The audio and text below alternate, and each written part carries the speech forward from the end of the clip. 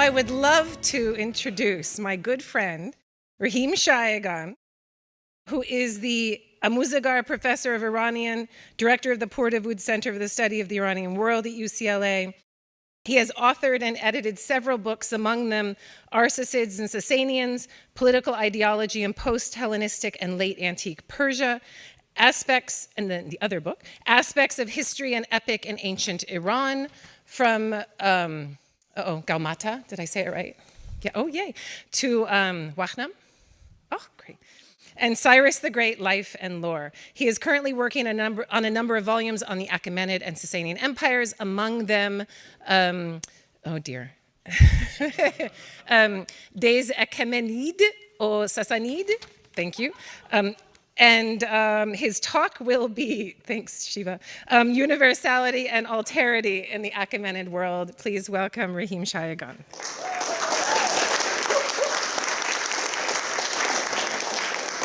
So much. That was one hell of introduction. Thank you.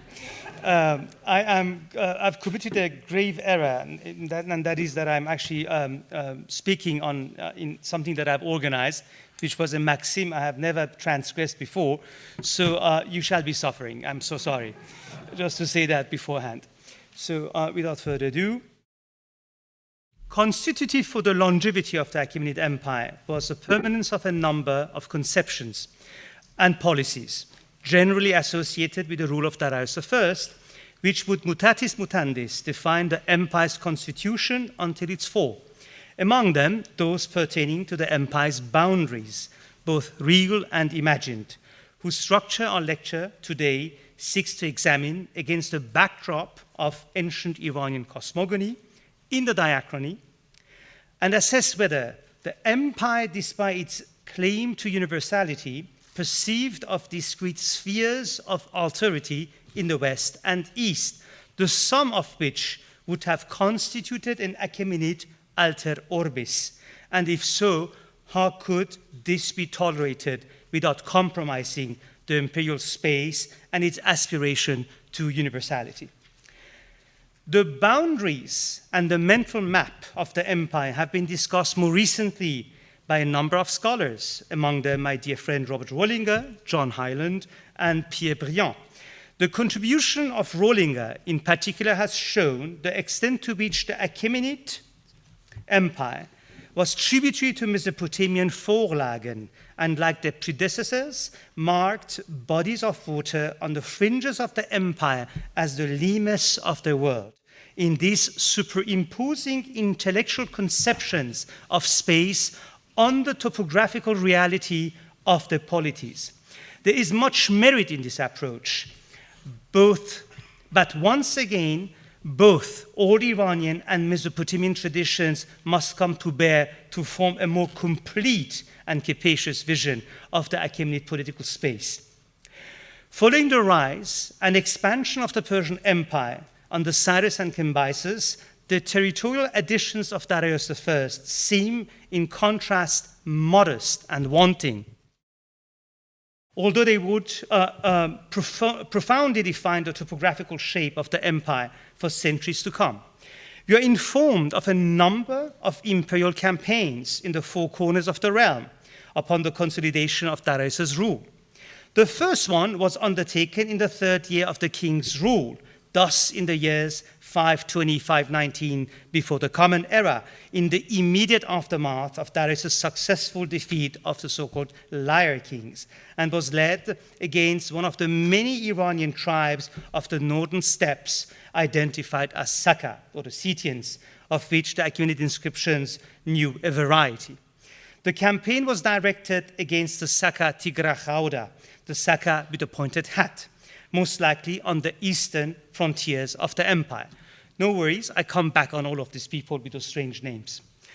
The second campaign took Darius to Egypt, probably in 519-18 BCE, a year after the expedition against the Saka Tigrakhauda. The Bisotun inscription mentions an Egyptian rebellion while Darius was still fighting insurgencies during his first year of rule, upon his reconquest of Babylonia in December 522. Not until August 518, so a few years later, is Darius's rule, again attested in Memphis on the occasion of the demise and later burial of the Apis bull, which must have coincided with Darius's campaign of reconquest, when he most likely also erected a number of stelae celebrating the establishment of the Suez Canal, which, as we shall see, reports on how the king seized Egypt from Persia and ordered a canal to be dug to allow ships to sail from the Nile all the way to the Persian Gulf.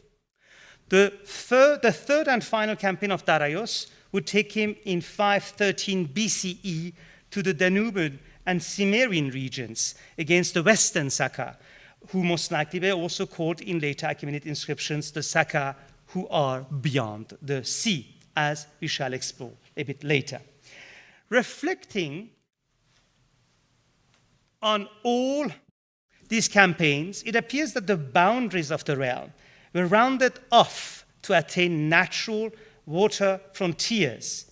The question thus arises whether the perimeters of this expanse could have been inspired by the projections of an Iranian mytho-epic space referred to as a clime or continent, Karshwar, in the Avesta and later Middle Iranian cosmogonical text, and typically presented as a locus of the Iranian or Aryan expanse that were also demarcated by bodies of water.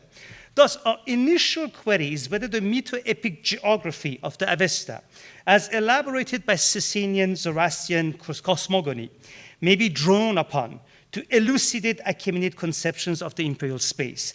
But before we succinctly outline the principal tenets of this geography, a few clarifications are of import, as diachronic comparisons of the type which we propose are fraught with inherent danger.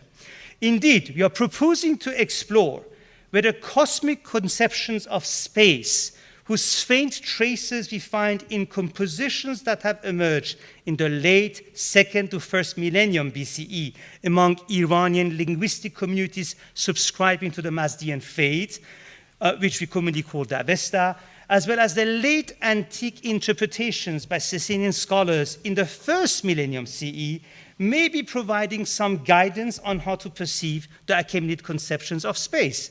No doubt, for the purist, the gates are thrown wide open, and methodological fallacies are bound to occur. For us, however, this diachronic evidence can just not be thought away or weggedacht, and has to be integrated in a disciplined fashion into the fold of Achaemenid studies, even if running the risk of creating methodological uncertainties and impurities. In the Avestan and the subsequent late antique Zoroastrian traditions, we often encounter the concept of the seven-partite earth, the so-called haptokarshwarism, or that of a seven climes or continents, the haptakarshwan. Here we have a wonderful text which is describing the prototypical or archetypal villain called Frangrasian, who is a Turian from Eastern Iran apparently, who comes across all the seven climes, over the seven climes again, wherein he's trying to seize the royal glory. In a number of passages of the Avestan hymn, the so-called Zamyad Yash, which I had the pleasure of reading with my graduate course during the past year, celebrating the royal fortune and glory, the archetypal mytho-epic king, Shayegan, is mentioned to have ruled over the sevenfold earth, the Bhumi Hapthiathia, over both demons and men, sorcerers and witches, potentates and poetestas. From among these seven climes, whose names are specifically mentioned in the Avesta and the later Zoroastrian traditions, one in particular stands out. The Avesta calls it the luminous continent of Khwaniratha. I do apologize for all the guttural sounds I'm making. I try to be more Italian and palatalize it. Karshwar yat Khwaniratha, Bamia, the luminous continent of Khwaniratha. And the later Middle Persian anthologies depict it as a central continent surrounded by 6 others, and in size equivalent to all of them put together.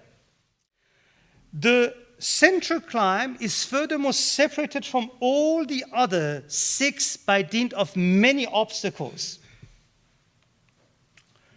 Bodies of water, forest and other barriers, so that only divine guidance or miracle and magic would grant passage into other climes. What is more, this central climb, the so-called Khwaniratha, is said to be bound by 2 mythical rivers, called Ranghwa in the west and the eastern river Wanghi Daitya, the good lawful one, as it is called, which together, both of them together, delimit the boundaries of the central clime or continent.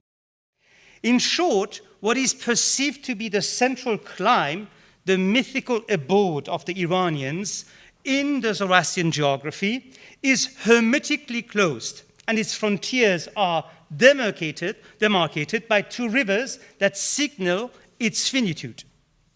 That's a conception of how this 6 continent plus the central one, the so-called Khwaniratha, the Aryan expanse, are related to each other. These 2 rivers that are delimiting the central clime, however, following the later Zoroastrian tradition, run north to south across the oceans and eventually flow back into a mythical sea, the Vorukasha Sea, having received the waters of all other rivers and tributaries during their course around the earth. As such, these 2 mythical globe-roaming rivers have been associated with multiple rivers throughout history, a case in point being the western one, the Rangha, that has been identified in the later Zoroastrian tradition with the Tigris, as well as the Nile, which could be perceived as a continuation of the self-same river across the ocean, and the eastern river, the Wanghi Daitya, with the river Indus and more. Thus, the picture that emerges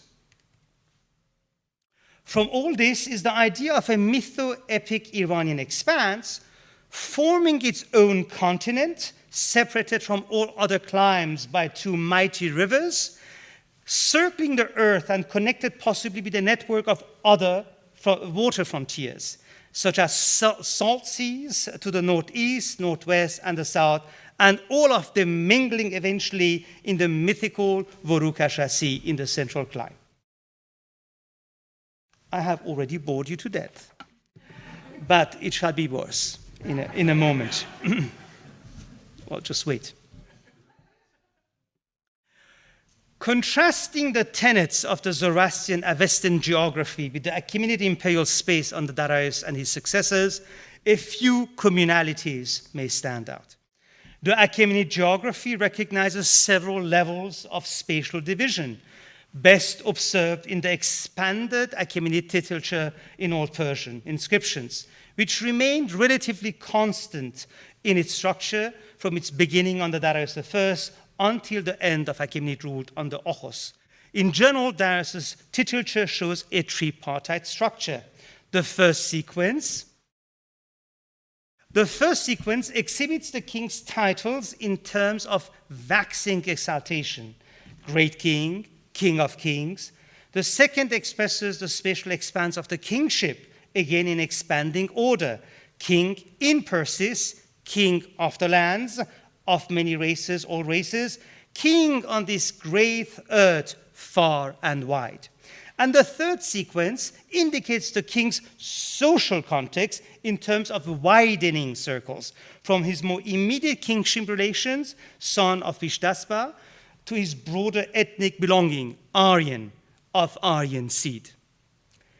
Of interest in this context is the opposition between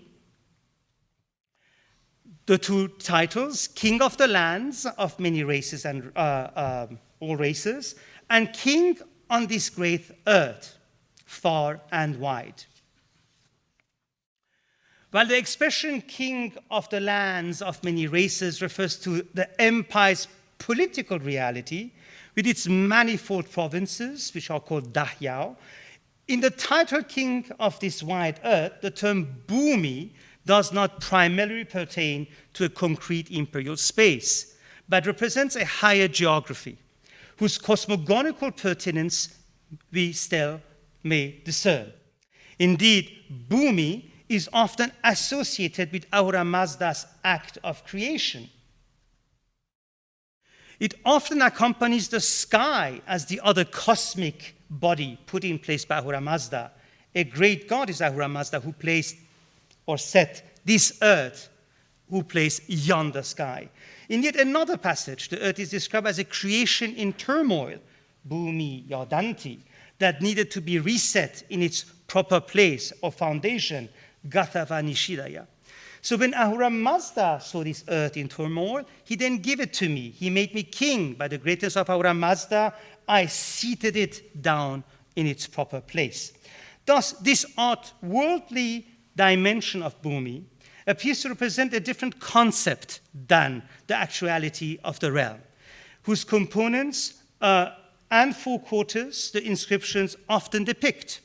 Whereas the imperial space encompasses a sample of regionally organized provinces and concrete frontiers, the Bhumi Vazaka, the great work, or Haruvi Bhumi, is more capacious, less tangible, and of a different ontological order.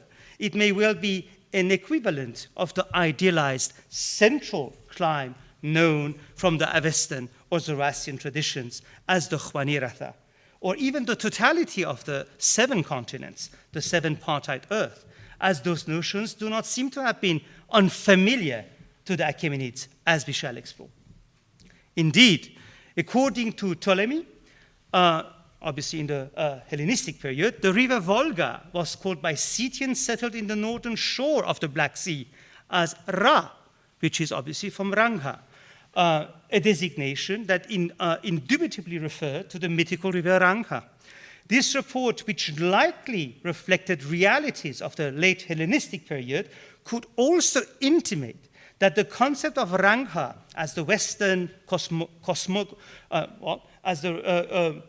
river of the West, as the western frontier of the imperial space, was already known to or observed by the Achaemenids, although it remains to be seen whether it could have referred to waters all other than the Volga in the 6th century BCE.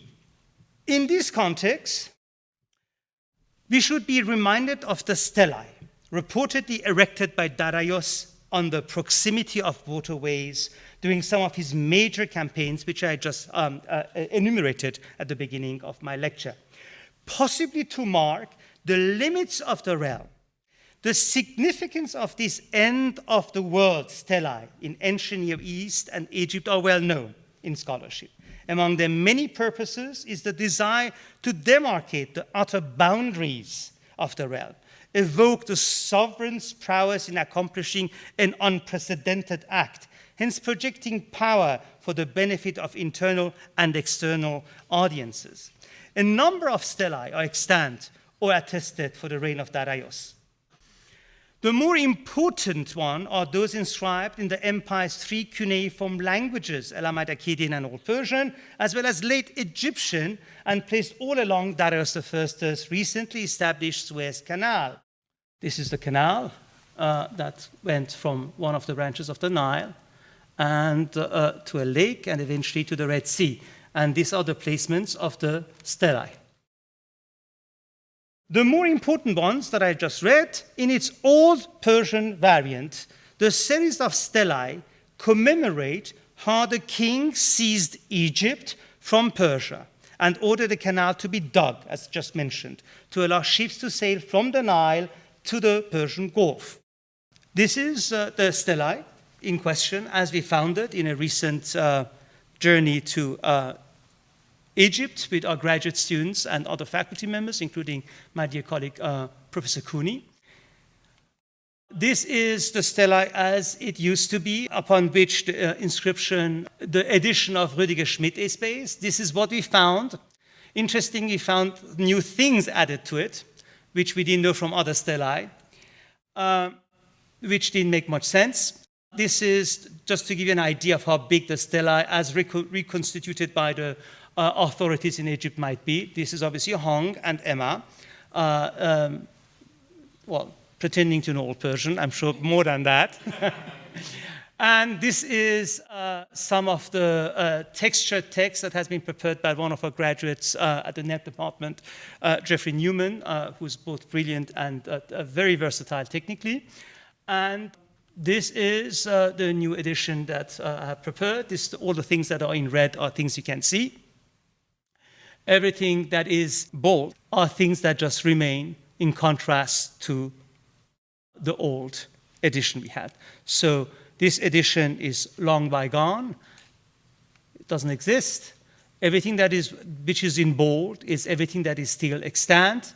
Everything that is red are things that we have read into it that were new and we didn't know before. Not much, but nonetheless, since that is all we have, we are excited.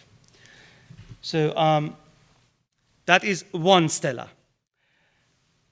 Other stellae reported by Herodotus were apparently erected on the occasion of Darius I's bridging the Bosphorus around 513, during the king's ambitious expedition to submit or push back the Saka tribes in the Danubian or the Black Sea region. Much like the Nile-Red Sea Canal in Egypt, spanning a pontoon bridge over the Bosphorus was an engineering prowess requiring considerable imperial resources, warranting the placement of commemorative stellae like those described by Herodotus.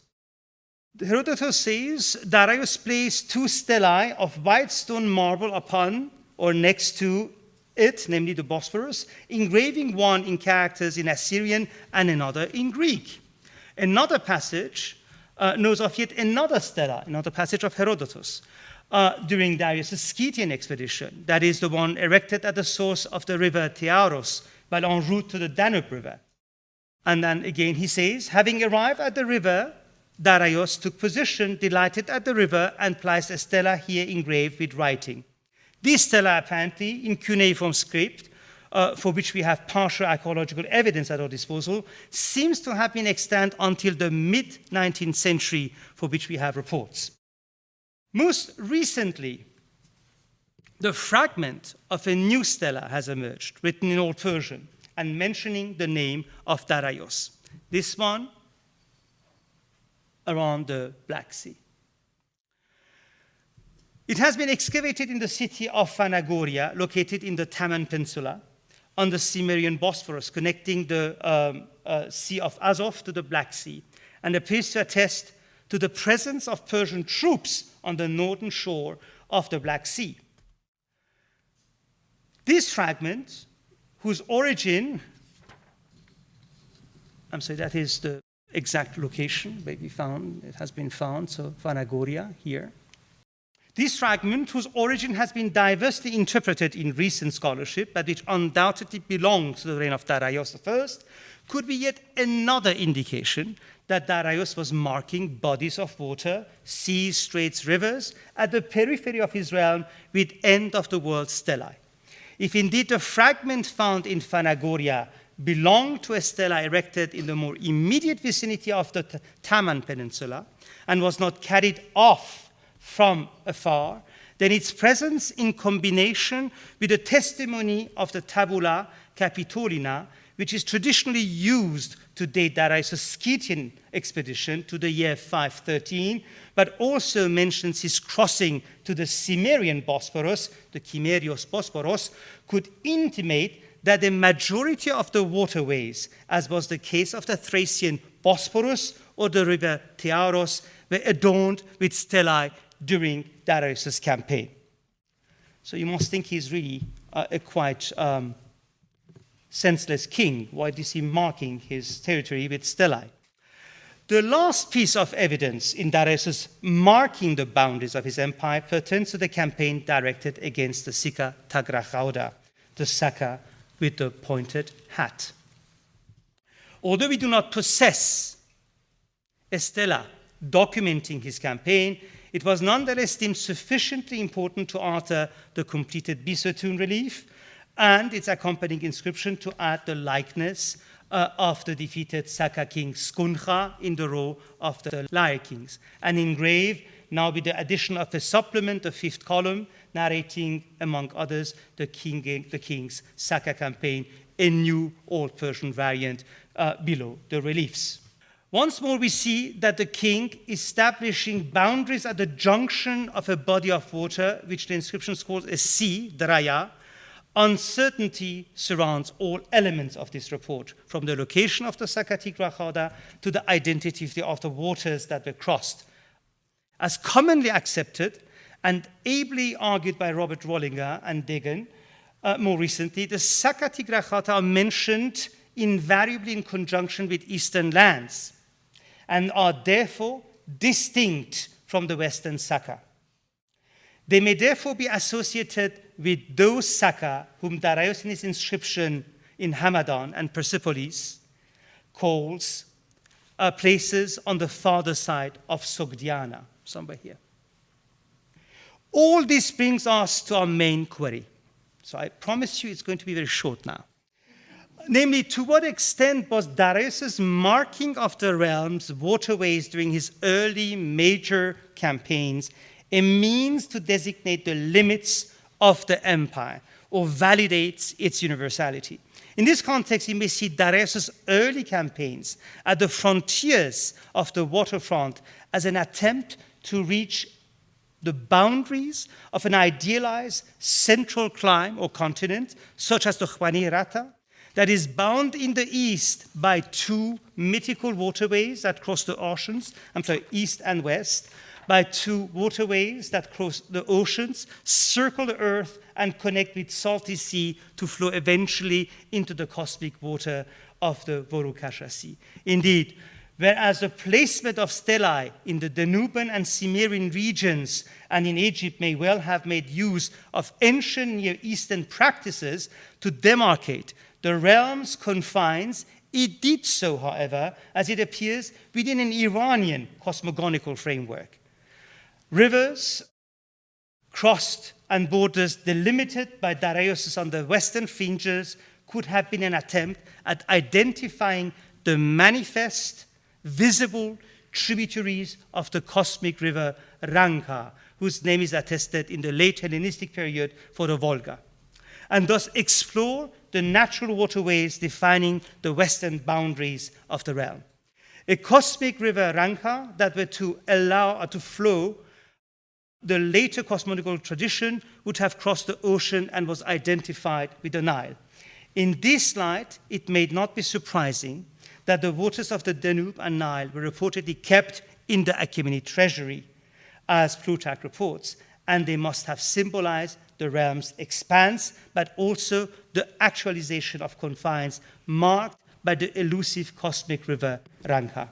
In the same vein, Darius' crossing of a body of water in his campaign against the Sakatigra Khada in the east was perfectly fulfilling what his later deeds in Egypt and in Eastern Europe would also accomplish, namely establishing the realm's idealized limes.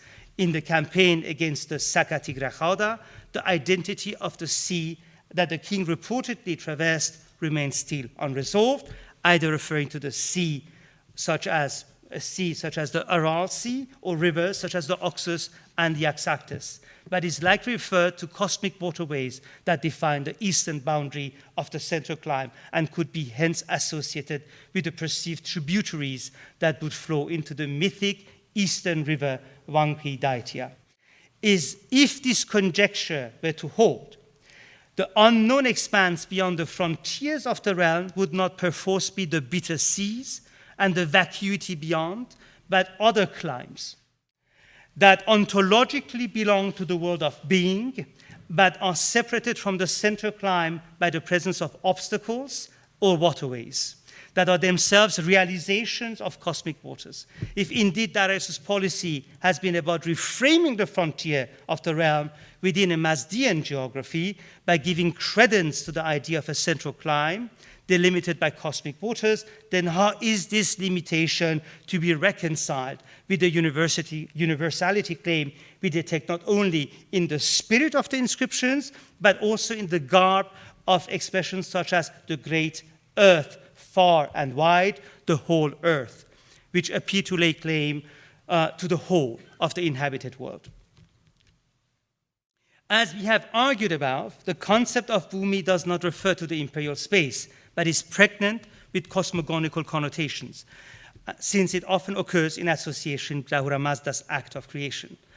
Thus, it is conceivable that the Achaemenids, beginning with Darius I, began to perceive the actuality of the realm as bound by the emanations of the cosmic rivers, but still maintained the idealist claim over all other climes and continents, the whole earth, which was bestowed upon them by Ahura Mazda. At this juncture, you have to move towards our final query. 2 more minutes, and then you're done. Who are those cast off the central climb, forming the alter orbis?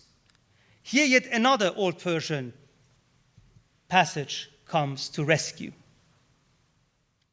In this inscription at Nakhshe-Rostam, Darius calls his enemy the one the Persian man has fought back far away from Persia as the Paratara, which literally means the one farther away, the one in the far yonder, the Jenseitige.